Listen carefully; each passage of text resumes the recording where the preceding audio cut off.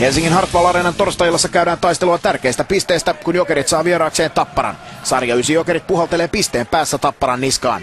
Kauden 3 ottelussa vain 4 maalia Tapparaa vastaan iskenyt Jokerit seilaa myötätuulessa 6 minuutin kohdalla.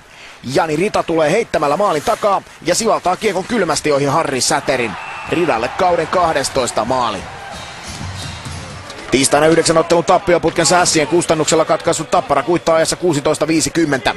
Ville Nieminen vapauttaa Jyri Junnilan, joka nostaa varmasti kiekon ohi Juuso Riksmanin.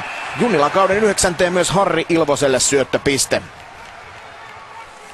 Kaikki kauden 3 keskinäistä nimiinsä vienyt Tappara avaa toisen erän väkevästi. Kiekko lipuu Jokeripuolustuksen taistelusta huolimatta viivaan Jussi Halmeelle, joka tinttaa kiekon reppuun ja kirvesrinnat 2-1 johtoon. Jokerit kuittaa erän toisella ylivoimayrityksellään. Ville Nieminen katselee jäähypenkiltä, kun Bates Battaglia ohjaa liigauransa ensimmäisen osuman Teemu Erosen kudista. Ja tähän myös Mikael Nylanderille syöttöpiste. Jenkkihyökkääjän 9. ottelu tuottaa vihdoin onnistumisen. Jokeri komennossa lähdetään 3. erään. 9 ottelun huilin jälkeen paluun kaukaloon tehnyt Janne Hauhtonen tulittaa. Ja irtokiekon iskee sisään vapaasti Tomi Mäki, jolle maali on kauden 4. ja ensimmäinen sitten helmikuun 11.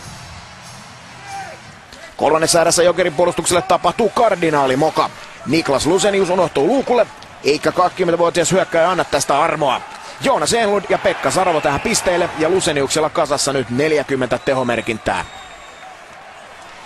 Tappara nappaa kuskipaikan Jokerilta 53 minuutin kohdalla. Antti Kangasniemi alustaa ja Tomi Pekkala kiepsauttaa maalin takaa kiekon etukulmasta rysään. Tiistaina uransa ensimmäistä kypärätemppua juhlinut Pekkala jatkaa hienoa viikkoaan.